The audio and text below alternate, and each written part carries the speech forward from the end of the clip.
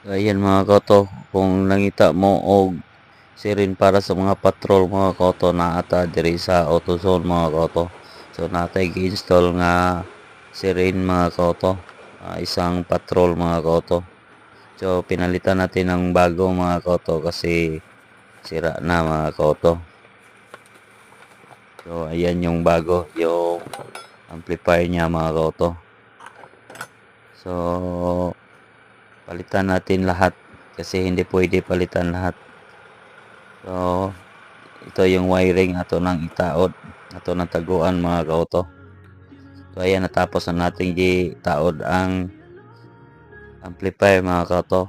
Dayon para misiga na og tingog na mga kauto. So that's it mga kauto.